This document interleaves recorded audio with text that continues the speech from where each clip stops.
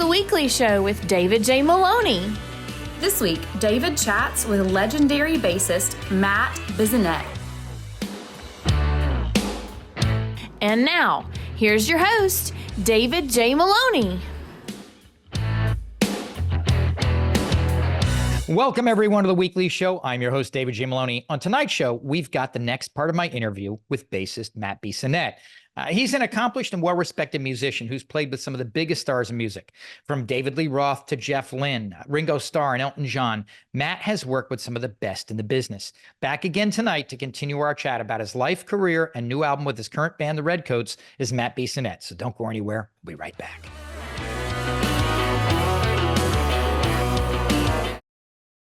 Let's talk about your brand new album with the band you started with your brother and a bunch of other legendary players, the Reddcoats. When did the idea for this band come about, and what moment actually flipped the switch to make it finally happen? The flip switching started when we were out on the road with Elton about 5 years ago, before COVID. And we had a couple days off in Dallas, and my friend Mike Medina, who's the co-producer with me on the Redcoat album, he goes, "Hey man, I'm playing at this club. You should come out and see our guitar player Andy playing." And I knew Andy Timmons from years ago, and I knew he was great. So I went to this small club, and I sat like 10 feet from him, and I was just, my jaw was dropping, going, "Man, this guy is just so good." He would play these solos where he would just close his eyes and just go on forever, and just play really amazing guitar. It wasn't like shredding metal crazy stuff. It was just really heartfelt lyrical guitar playing. And so I kind of grabbed him and said, "Hey man, we got to do something together." So I wrote this song, and it's on the first record, called Only the Messenger. And I wrote it, and then I had Gregg play drums on it, and then sent it to Andy and to Wally, the keyboard player, and everybody put their stuff on, and I sang it. And I was like, okay, that was pretty cool. And then Mike and I started talking about doing an album, maybe doing more songs. So it turned into an album. We put out the first album, Reddcoats 1, and then during COVID, sending files and doing all that stuff. And then he was joking about doing a second one. I'm going, "Oh man, that's a lot of work, you know." But then we just started writing one song at a time, and then we finished the last record, which is Reddcoats 2, amazingly titled.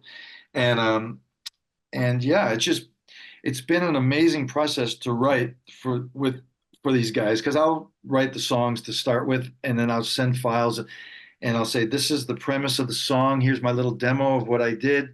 Do whatever you want." So it's pretty much like everybody writes, because everyone's contributing their parts. So it's the ultimate thing of, we're all have been side guys playing with everybody, but this is our time to just go, this is the music that we really want and we really like, and just playing whatever we want. So, and it's a combination of all the stuff we talked about, the AM radio, where you go, Weather Report, Santana, Carole King, James Taylor, or whatever it is all mashed into this band. And we kind of copied the introduction thing for Chicago on both records. The first record is a song called Redcoat, which kind of goes through all different styles and introduces the players as well as the new record. So it's just really fun just to do stuff and to be able to write stuff that I know these guys can play, these crazy parts. And it's just fun. So you kind of started doing this, I guess, while you were still touring with Elton at that time? So if you were working on some of this stuff while you were on tour, did Elton ever overhear any of the material you were working on? And if so, did he ever express any opinions on it? I don't even know if he ever noticed. I remember I was producing Rick Springfield's record called Rocket Science when we were in the studio in Village recording Elton's record. And it was one of those things. My job with Elton was, Bob would tell me, when Elton's writing a song, you just kind of get your paper and you write whatever chords he's playing, so that when the band plays, I can give a chart to Davey and everybody's on the same page. And first time we were at Village Studio, Bernie Taupin was there, and he would put like 20 lyrics on the piano, and Elton would look at it and he'd go, and he starts writing the piano to those words. And then the light kind of came on to me. That's why there's so many odd phrases and bars, because he's writing the music to the words, completely different than anybody else. That's why it's kind of a little bit odd here and there and changes and stuff. So I remember when I was doing that, I had my laptop and I was editing Rick's vocals on my laptop, when we're on the, time where we're just taking a break. And Elton would kind of walk by me and goes, "What are you doing?" And I go, "Well, I'm doing Rick Springfield's record." And he goes, "I like Rick Springfield." Because I guess Rick presented Elton had to present an award when Rick won the Grammy or whatever in '83 or something. So he was always kind of supportive, but it was business. We're all working and stuff like that. So I was also editing all the Redcoats stuff when we were in other times in the studio with Elton too. And we never really taught, he would never come over and go, "Let me hear this," or let me, because he's kind of in his world, it's kind of two separate worlds. And his world is probably hectic and busy. Yeah. Your brother has called you his favorite songwriter. Knowing him as you do and knowing his skill set and career, what does it mean to you that he thinks that of you? Well, I mean, he's my best friend, and we know each other's almost too much, and when I write something, I like with the Redcoats, I kind of go, I want my brother to be the animal that he is, because he can play anything, and he's kind of like letting Michael Jordan loose on the basketball court. I know that I can write anything, and he'll write a chart for it. And once he's written that chart, it's over because he's already got it up here. He can play anything. So we've done so many sessions together working on other people's musics and stuff that we know each other and we know what we can do and what we can't do and stuff like that. So I've written a lot of songs, probably over 1,000 songs that he's played drums on over the years. So when you have people in your life that you work with that are your friends, it's just so much easier than a stranger or just picking somebody off the street to play, that it just saves so many steps.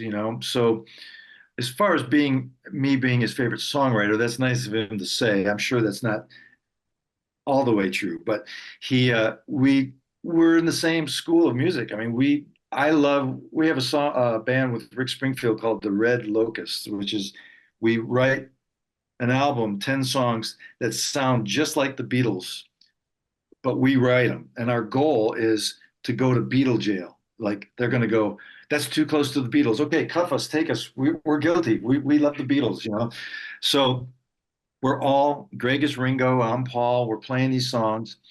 And because we have the same upbringing with Chicago and all these different bands and the jazz things, it's like we think exactly the same. And that saves so many steps, So he's an amazing drummer. He can do anything. And what I think is kind of cool, and I may be wrong on this, but you have a lot of situations. We've got brothers, and there's kind of like a sibling rivalry, but it doesn't appear that it seems like you guys work to uplift each other, where it's the rising tide raises all ships rather than the standard sibling rivalry. Would that be true to say or no? Yeah, we've only had one fist fight, and I remember in the old days, I was in. Gregg just went to college, and I was in my senior year of high school, and I was drinking a lot back then. And I remember doing a New Year's Eve gig, and we'd come home from our gigs and take our gear and put it back in the basement. So I was unloading my amp, and he came home from his gig. It was like 4 a.m, and I was pretty hammered because I don't drink anymore, but I used to a lot back then. And he was kind of busting my chops outside, and it's snowing outside. We're in the driveway, and he goes, "Oh, did Maddie have too much to drink?" And he kind of did like this, and I go, "Gregg, don't do that." And he goes, "Oh, Matt, you kind of like this." And I go, "One more time, I'm going to take you out." So he did it one more time, and I went to grab him, and he just goes, "Bam!" And he hit me, and I charged at him, and he moved out of the way, and I smashed my head into the wall of our house, like blood's coming down like that. I go, "I'm going to kill you, man." And he runs right through the house into my mom and dad's bed. My mom and dad were up, celebrating New Year's Eve. And he jumps in their bed, and he goes, "Mom, Dad, Matt's drunk, and he's trying to kill me." And I went at him, and I looked at him, and then we just started laughing. It was like, and we made a mental note, we're never going to do this again. And the closest we ever got to anything else was when I was producing his solo record, and Steve Vai was playing guitar on it, and we were in a studio and where there's this pool table, and he's going, Matt, come on, you're supposed to be producing this record. Steve's playing his solo. Go in there and, produce. And I'm going, Gregg, I'm a producer, but I am not going to tell Steve Vai what to play on a guitar solo. It's like, are you crazy? I mean, what am I going to say? What can you say? He's Steve Vai. And he was going, and I go, Gregg, get off my back. And then we kind of grabbed each other on the pool table and we just started laughing. Only because we're brothers so much for so long and we love each other so much that we can kind of just in the heat of that moment just go, okay, we both want the same thing. Let's get there. But other than those two things, I can't even remember ever arguing about anything. And he's always trying to help me and be my big brother and lead me in the right place and making, because he knows that I kind of want to do my own thing and I've kind of broken away from him telling me everything to do. But it's a really healthy thing. We're like best friends. And whenever we go do a session, I'm just so happy that he's on it because I know that he's going to make everybody laugh. He's going to make everybody feel good at the session. And that's the goal. We want to go there and do a great job and leave the room better than it was when we got there. Is there, well, let me ask you this. What aspect of this record are you most excited about? Is there a song, a theme, a particular bass line or drum line or something else? My favorite song on this record is the second one, All For Me, just because of what we're saying in the lyrics and the feel of it. There's the idea of the band was we loved the Yellow Jackets, when we were with Maynard, that was our band, and I just talked to Jimmy Haslip just saying, man, we ripped you guys' name off because we're the Redcoats and they're the Yellow Jackets. Yeah. And it's kind of, homage to them and to all that kind of music. But there's this song on Lee Ritenour's record called Mr. Briefcase. I don't know if you've ever heard that song before. Eric Tagg is singing it. It's like a like a 12/8 feel. That's kind of the song All For Me is inspired from. That song to me is kind of the main song for me because it's talking about God and Jesus dying on the cross for me. He did all this stuff for me. I can love my neighbor. I mean, there's basically when you break it down, the world would be a better place for two things that Jesus talked about. If you love your neighbor as yourself and you honor God with everything you do those two things, there's never going to be another war again. Everything's going to be fine. But of course, in this world, that's never going to happen.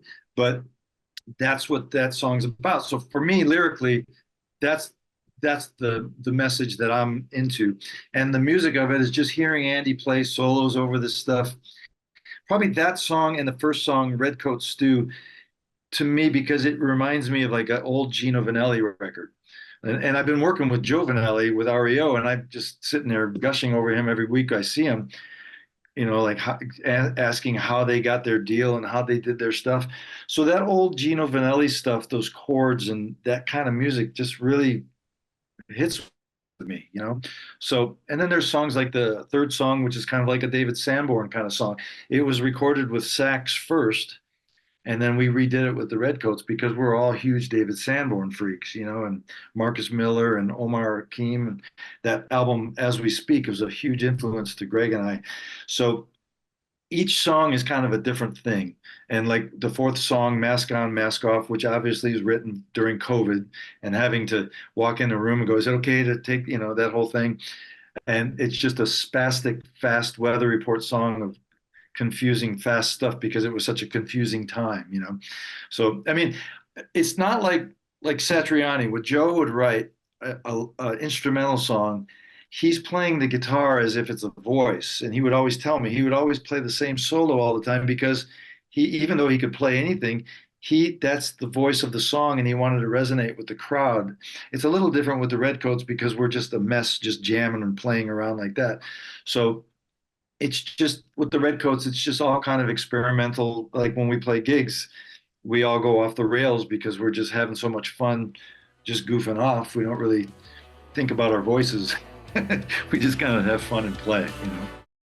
You've said before that this music with the Redcoats is positive music.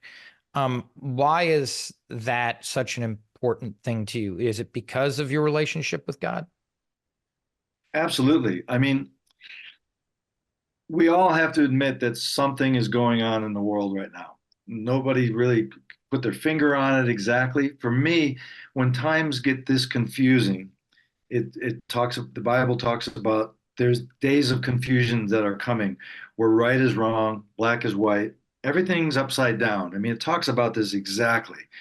And there's a lot of things contributing to the darkness. And a lot of it is music, and a lot of it is movies and guns in movies and video games shooting people. Nobody really talks about that. I mean, it's not helping. I mean, you can't do that anymore. And I'm not like super liberal where I'm going to say that's a problem, so you need to remove that. It's just like you can't legislate morality, right? Everyone's going to do what they're going to do. You can only suggest and say, and because we're all in this world together, everyone sees things differently. It's like a train taking off and we don't know where it's going. So, I mean, that's our jobs. My job as a Christian is just to go, what can I do to help without being preachy, without telling somebody what to do and condemn them, because I'm no better than anybody. I'm worse. So it's my thing that I can do is in my life out here on the road, and everything I do with my wife and my family is to be as positive influence as I can. And by writing lyrics, that responsibility is huge. So you can write things opposite of what this world is going by lifting people up, and making people look at things and hope. There's hope. There's hope after death. The whole life doesn't end and everything is over. There's something else after. And I'm trying to find the tricky slope of not being preachy, but saying, God loves you, it's nobody's too far gone, and just look at this, look at this, read about this and see if it's true. So my goal is to try and not write anything dark and depressing. And you can write dark things and dark chords and different things like that, but I kind of refuse at this point in my life to end it where it's a dark ending, because there's always hope. If I can play bass in a band at 63 years old, there's hope for anybody.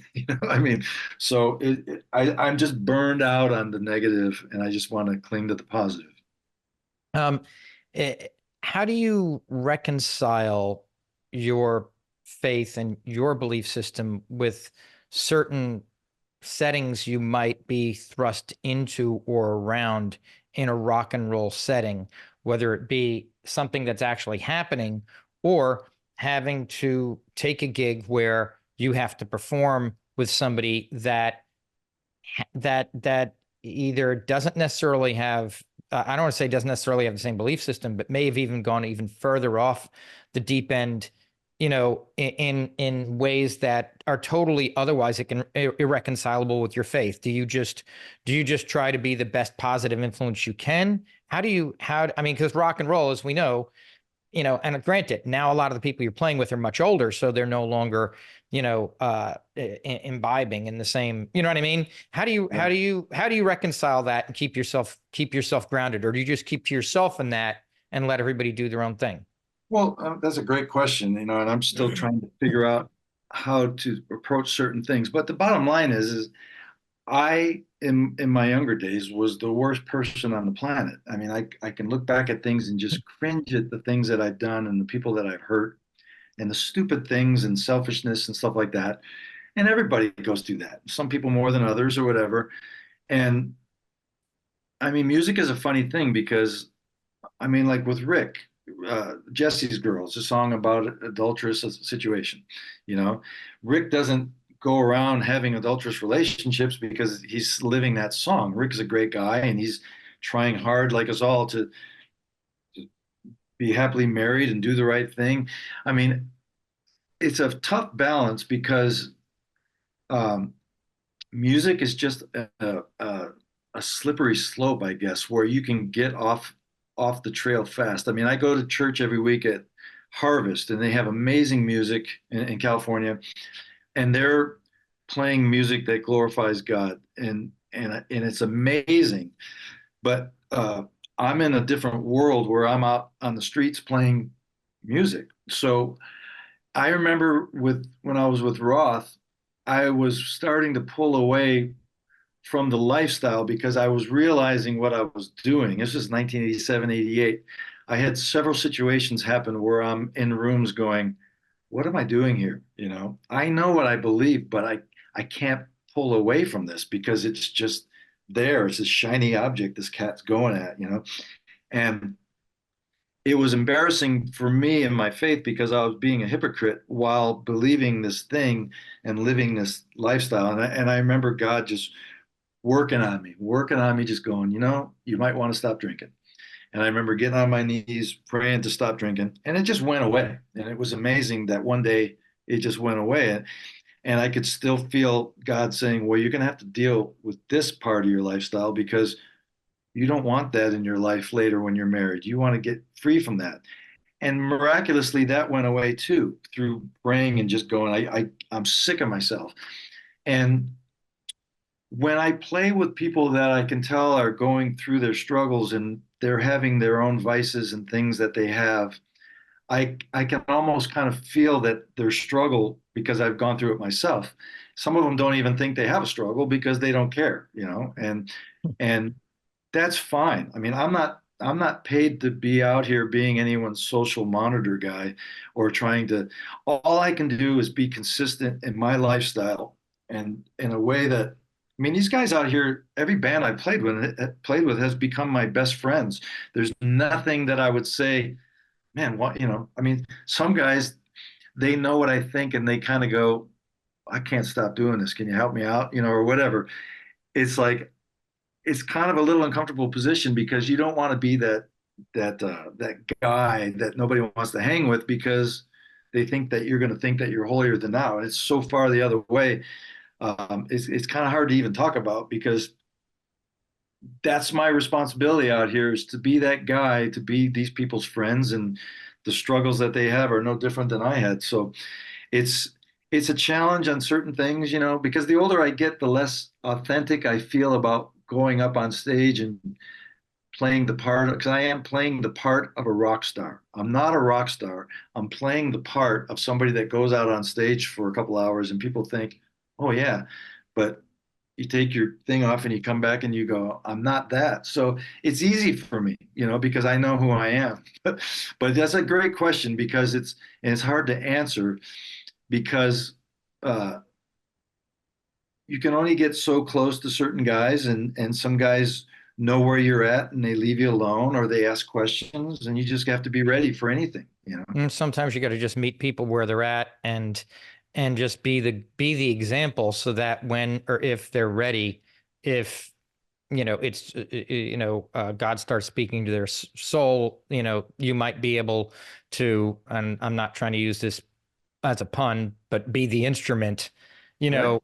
with which to be able to perhaps deliver a message when they're receptive, right? Exactly. You're exactly right. And I was just reading today about being a clanging cymbal. It's like there's this verse in Proverbs that talks about if you're super hyper going, hey man, have you thought about God? Have you talked about, man, maybe you should be, and all this stuff, it just becomes irritating. And you have to play the room and feel the room and know if anybody's even open at all about talking about, because there's nothing more that I like talking about with people, especially on planes, than getting heavy and an hour flight because you have an hour and people are talking and you jump on that and then you have this amazing conversation. That's what I like the most. But when you're with everybody every day, you can't just get in people's faces and, you are what you are and it's the long haul.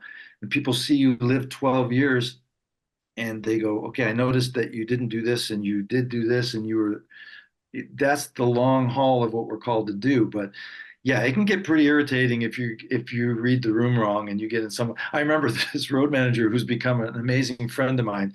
I first got in the band and I sat next to him and he goes, and I had just met him. He goes, look we got a 3-hour flight and I need to sleep. I really don't want to hear about your spirituality.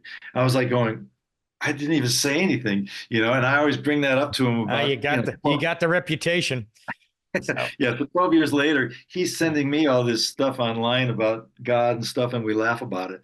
But yeah, I mean, you are what you are, Well, Matt, thank you so much for joining us. It's been an absolute pleasure. Thank you so much, and great questions, man. You are digging deep. Thanks, man. Ladies and gentlemen, Matt Bissonette. That's our show for tonight. A special thanks to Matt Bissonette for joining us once again. And thank you so much for watching. To show our appreciation for your incredible support through the years, we're giving away 3 digital copies of the recent Kingdom Story Company film, Unsung Hero. All you have to do to enter is just share this episode when it hits social media this coming Monday at 8 p.m. and leave a comment on that post. That's it. On Friday, we'll randomly draw our 3 winners. Just a little thank you from our show to you for always tuning in. Stay safe, everyone.